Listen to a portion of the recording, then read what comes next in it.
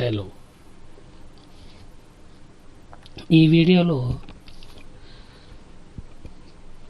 Intermediate second year senior ఇంటర్మీడియట్కి సంబంధించి English text బుక్లో non detail question ఉంది. ఇంగ్లీష్ సబ్జెక్ట్లో నాన్ డీటెయిల్ టెక్స్ట్ ఉంటుంది. నాన్ డీటెయిల్ ఒక లెసన్, దాని గురించి మనం మాట్లాడుకుందాం. The adventures of Tom Sawyer. The adventures of Tom Sawyer అనేది ఆ బుక్ పేరు. ఓకే, ఇది మనకి ఇంటర్మీడియట్ సీనియర్ ఇంటర్మీడియట్లో నాన్ డీటెయిల్ టెక్స్ట్గా ఇచ్చారు. ఇంటర్మీడియట్ వాళ్ళకి దీనిలో నుండి క్వశ్చన్ ఆన్సర్స్ అంటే ఎస్ఏ క్వశ్చన్స్ 8 మార్క్స్, 3 క్వశ్చన్స్ అడుగుతాడు, ఒక ట్రయల్ ఆన్సర్. ఓకే, సో దాని గురించి మనం మాట్లాడుకుందాము. హెడ్డింగ్ చూద్దాం ముందు. The adventures of Tom Sawyer అని ఆ బుక్ పేరు. నాన్ డీటెయిల్ అంటే జనరల్గా మనకి ఫస్ట్ ఇంటర్మీడియట్లో నాన్ డీటెయిల్ ఫస్ట్ ఇయర్కి కొన్ని స్టోరీస్ ఉన్నాయి, చిన్న చిన్న కథలు, షార్ట్ స్టోరీస్ ఉన్నాయి. సెకండ్ ఇయర్లో అలా కాదు, స్టోరీస్ ఒకటే స్టోరీ ఉంటుందని చెప్పి సిలబస్లో మాట్లాడుకున్నాం. సో ఆ మాట ప్రకారమే మనం ఇక్కడ the adventures of Tom Sawyer అనే ఒక పెద్ద స్టోరీని, ఒక నావెల్ అనుకోండి, ఒక బుక్ని మనకి నాన్ డీటెయిల్ టెక్స్ట్గా ఇవ్వడం జరిగింది. ఇది ఒక అబ్రిజ్డ్ వర్షన్. బ్రాకెట్లో మనకి అబ్రిజ్డ్ వర్షన్ అని ఉంది. అబ్రిజ్డ్ వర్షన్ అంటే ఏంటంటే ఫుల్ లెంత్ కాదు, ఓకే, కట్ చేసి ఎడిట్ చేసి అర్థం చెడిపోకుండా కథ పూర్తిగా అర్థమయ్యేలాగా, ఓకే, అనవసరమైన విషయాలు ఉంటే తీసేసి వదిలే వర్షన్ని అబ్రిజ్డ్ వర్షన్ అని అంటారు. సో మనకు ఉన్న ఈ టెక్స్ట్ బుక్ కూడా abridged version, the adventures of Tom Sawyer. Adventures అంటే మీకు తెలుసు, సాహస కృత్యాలు, సాహసాలు చేయడమే అడ్వెంచర్ అంటే. అంటే కొంచెం రిస్కీ ప్లేస్లకు వెళ్తూ ఉంటాం, కొంచెం రిస్కీ పనులు చేస్తుంటాము, అవి మనకి థ్రిల్లింగ్ ఇస్తూ ఉంటాయి. అలాంటి వాటిని అడ్వెంచర్స్ అంటాము. ఇక్కడ అలాంటి అడ్వెంచర్స్ గురించి చెప్తారు మనకి ఈ కథలో. ఎవరు చేసిన అడ్వెంచర్స్ అంటే టామ్ సాయర్. అతని పేరు టామ్ సాయర్, థామస్ సాయర్ అనమాట. యాక్చువల్గా టామ్ సాయర్, థామస్ని షార్ట్కట్లో టామ్ అంటారు. ఓకే, టామ్ సాయర్ యొక్క అడ్వెంచర్స్. ఈ టామ్ సాయర్ ఎవరు? టామ్ సాయర్ ఈజ్ బాయ్, చిన్నపిల్లడు. చిన్నపిల్లల సాహసాలు ఎలా ఉంటుంది మీకు తెలుసు. చిన్నపిల్లలకి అడ్వెంచర్స్ అంటే ఏంటి? ఒక పిల్లితో ఆడుకోవడం కూడా వాళ్ళకి అడ్వెంచరు. చిన్నపిల్లలకి ట్యాప్లో నీళ్ళు వస్తుంటే ట్యాప్ కింద కూర్చోవడం వాళ్ళకి అడ్వెంచర్. చిన్న చిన్న విషయాలు కూడా వాళ్ళు చాలా అడ్వెంచర్లాగా ఫీల్ అవుతుంటారు. సో వయసు పెరుగుతున్న కొద్దీ అడ్వెంచర్స్ యొక్క రిస్క్ కూడా పెరుగుతూ ఉంటుంది. ఓకే, మనకి కథలో కూడా టామ్ సాయర్ అని ఒక చిన్న పిల్లవాడు తన వయసుకు తగ్గట్టుగా తను చేసిన కొన్ని సాహసాన్ని మనకి ఈ కథలో చెప్పడం జరిగింది. ఇది రాసిన వ్యక్తి మార్క్ ట్వెయిన్. ఈయన పేరు, ఇది అసలు పేరు కాదు, కలం పేరు. ఓకే, ఈయన పెన్ నేమ్ అనమాట. అది పెన్ నేమ్ అంటే ఏంటి, కలం పేరు అంటే ఏంటి? ఇంగ్లీష్లో పెన్ నేమ్ అంటే, పెన్ నేమ్ అంటే ఏంటి? అలా పెన్ యొక్క కంపెనీ పేరు కాదు. ఓకే, నీ పెన్ నేమ్ ఏంట్రా అంటే జేబులో తీసి బిట్కో, ఇది డిస్పోజబుల్ పెన్, లేదా పెన్ తీసి రెనాల్డ్స్ పెన్, ఇది అది కాదు పెన్ నేమ్ అంటే. పెన్ నేమ్ అంటే ఏంటంటే తన పేరు చెప్పకుండా, అసలు పేరు చెప్పకుండా వేరే నేమ్తో రచనలు చేస్తూ ఉంటారు, కవితలు రాస్తూ ఉంటారు, కథలు రాస్తూ ఉంటారు, లేదా ఆర్టికల్స్ రాస్తూ ఉంటారు వేరే పేరుతో అనమాట. అలాగా మనకు తెలుగులో, హిందీలో, అన్ని భాషల్లో కూడా ఇలాంటి పెన్ నేమ్స్ ఉపయోగించే కవులు చాలామంది ఉన్నారు. సో మార్క్ ట్వెయిన్ అనేది అలాంటి ఒక పేరు. ఈయన ఎందుకు పెన్ నేమ్ రాశాడు ఏంటనేది ఎవరికి కావాల్సిన కారణం వాళ్ళకి ఉండొచ్చు. ఈయనకు కూడా తనకంటూ కొన్ని పర్సనల్ రీజన్స్ ఉన్నాయి. దాని కారణంగా ఈయన మార్క్ ట్వెయిన్ అనే పేరు పెట్టుకున్నాడు. సో ముందుగా మనం అబౌట్ ద ఆథర్ చూద్దాం. అంటే ఈ రచయిత గురించి. ఎవరు రచయిత? Mark Twain. ఆయన గురించి చూద్దాం.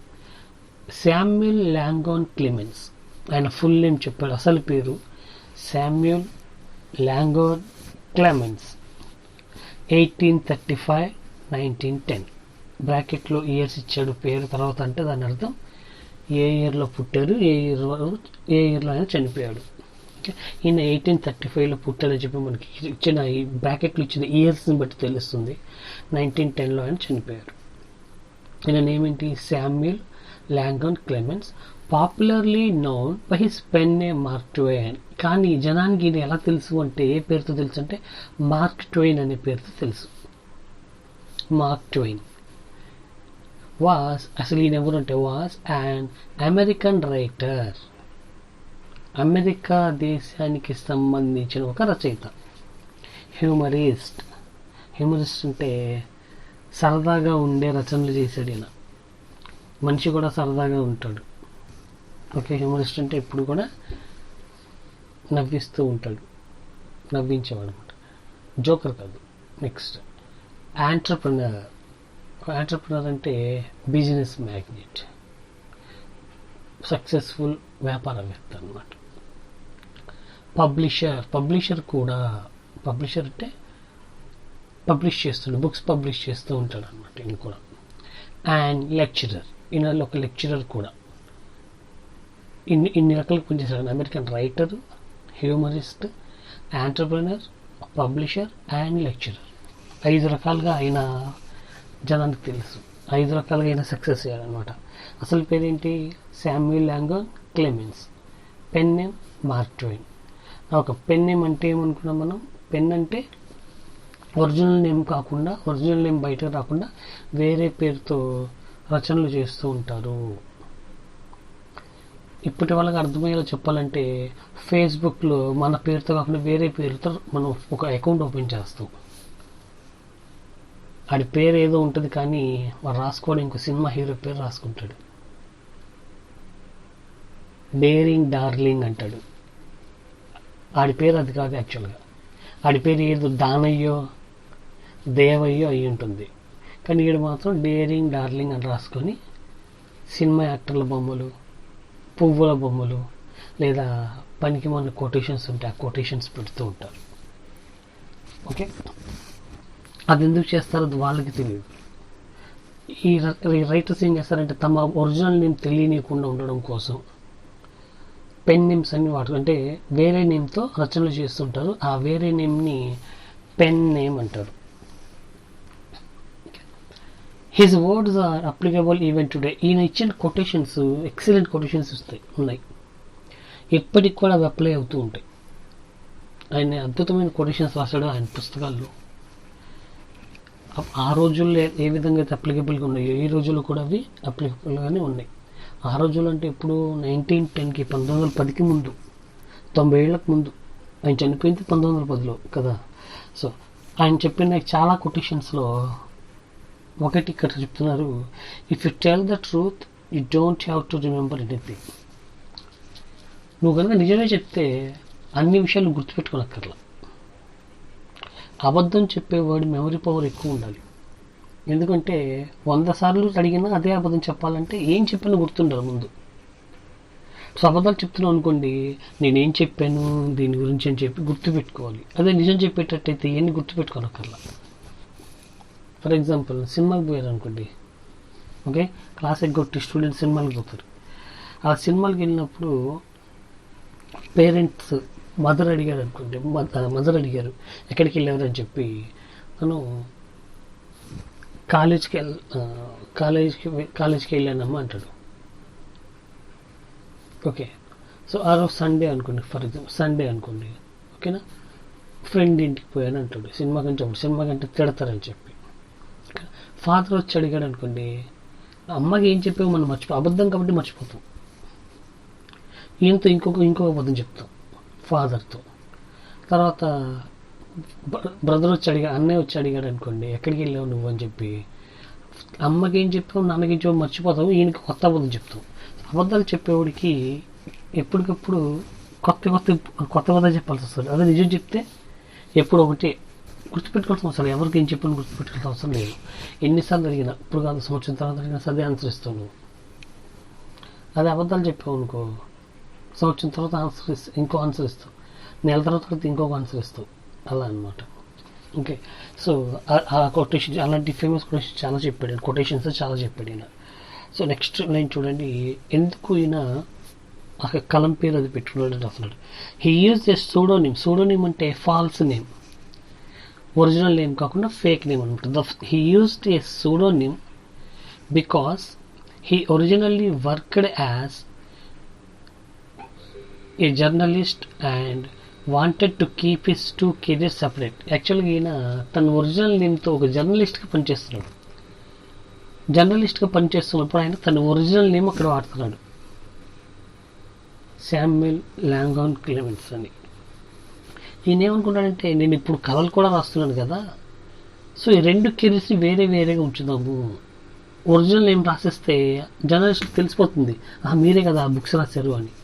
అందుకని చెప్పి అక్కడ ఒక పేరు ఇక్కడ ఒక పేరు మెయింటైన్ చేద్దాము, రెండింటికి లింక్ కలపొద్దు, రెండు కూడా రెండు సపరేట్ జీవితాలు నావి అనుకొని ఆయన అక్కడ తన ఒరిజినల్ నేమ్ వాడాడు. కాబట్టి జర్నలిస్ట్గా పనిచేస్తున్న చోట ఇక్కడ వేరే పేరుని వాడడం జరిగింది, సూడోనేమ్.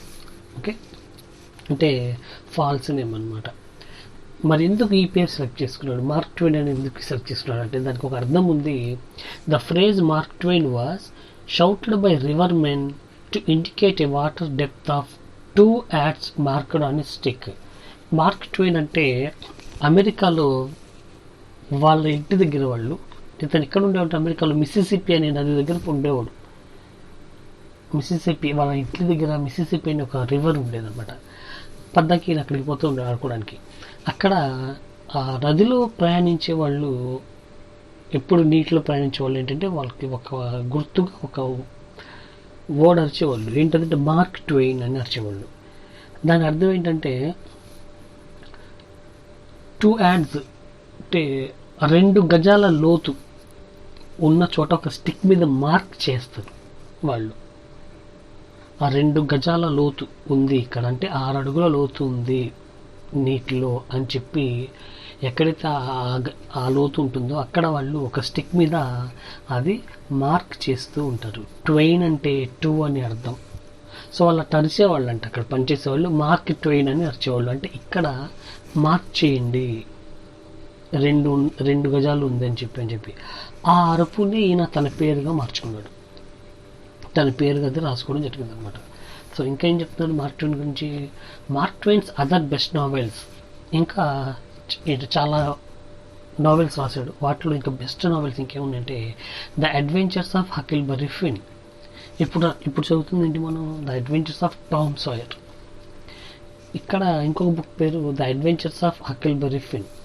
హకిల్బరీ ఫిన్ కూడా ఒక కుర్రోడే, ఒక పిల్లోడు. టామ్ సాయర్కి బెస్ట్ ఫ్రెండ్.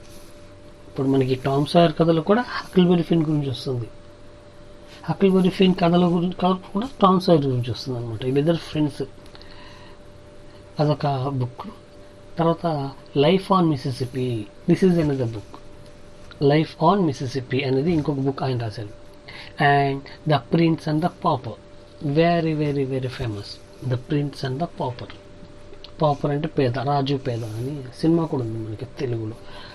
ఓకే, ఇవి మాత్రమే కదా, ఇంకా చాలా ఉన్నాయి. వాటిలో కొన్ని ఫేమస్ వర్క్స్ మనం తీసుకున్నాము. ఇలాంటి కథలు ఆయన చాలా రాశాడు, నావెల్స్. అది about the author.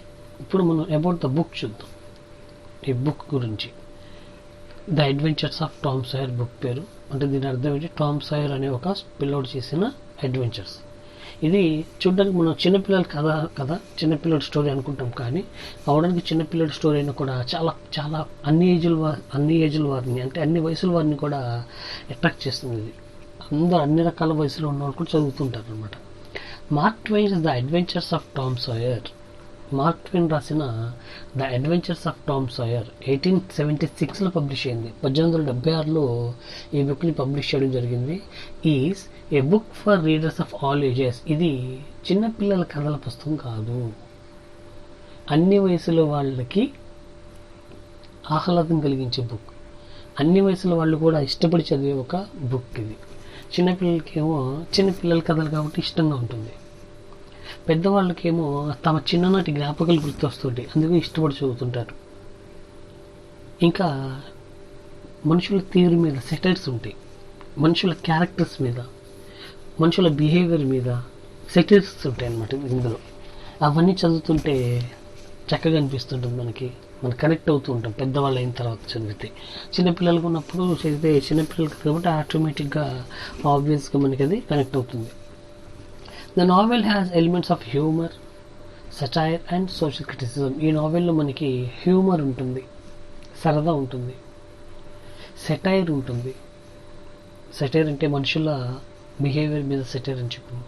Social criticism, society మీద విమర్శలు ఉంటాయి, జనం ఎలా ఉంటున్నారు అనే దాని మీద విమర్శలు కూడా ఉంటాయి. పిల్లల వయసులో ఉన్నప్పుడు చదివితే ఇవన్నీ పట్టించుకోము. పిల్లలకి ఏంటి, ఎంతసేపు కథలో మెయిన్ క్యారెక్టర్స్ ఏం చేస్తున్నారు అది మాత్రం ఇంపార్టెంట్, దాని లోపల ఉన్న అర్థం ఏంటో ఆలోచించారు. కానీ పెద్ద అయిన తర్వాత మళ్ళీ చదివితే మనకి కొత్త అర్థాలు తెలుస్తూ ఉంటాయి. The novel has a double appeal. ఈ నావెల్లో మనకి 2 రకాల అప్పీల్స్ ఉంటాయి. నిజానికి 2 కోణాలు కనిపిస్తుంది ఇది. First, it appeals to the young adolescent. First ఏంటంటే అడోలసెంట్ వయసు, తెలిసి తెలియని వయసులో ఉన్న పిల్లలకి ఇది అప్పీల్ అవుతూ ఉంటుంది. చిన్నపిల్లల కథ అది. స్కూల్లో చేసే అల్లరి, పేరెంట్స్ దగ్గర చేసే అల్లరి, ఫ్రెండ్స్తో కలిసి చేసే అల్లరి, ఫ్రెండ్స్ని సరదాగా ఆట పట్టించడం, కొట్లాట్లు, ఇవన్నీ కూడా చిన్నపిల్లలకి అప్పీల్ అవుతుంది. Second, the novel appeals to the adult reader who looks back on her own childhood. రెండోది, పెద్దవాళ్ళకు కూడా ఇది కనెక్ట్ అవుతుంటుంది. ఏ విధంగా పెద్దవాళ్ళు కనెక్ట్ అవుతుంది అంటే తమ చిన్నప్పటి జ్ఞాపకాలని వీళ్ళు గుర్తు చేసుకోవడానికి ఇది కనెక్ట్ అవుతూ ఉంటుంది అని చెప్తున్నారు. ఇది అబౌట్ ద ఆథర్. మనం ఈ స్టోరీలో మనకి 8 చాప్టర్స్ ఇచ్చారు. 8 చాప్టర్స్లో కూడా మనం చాప్టర్స్ వైజ్గా చదువుకుందాం. ఇది ప్రస్తుతానికి about the author and about the book అంతే. చాప్టర్స్ వైజ్గా మనం 8 చాప్టర్స్ ఉన్నాయి కదా, 2 లేదా 3 చాప్టర్స్ కలిపి ఒక్కొక్క వీడియోగా మనం చేసుకుందాము. Till then, thank you and జై భారత్.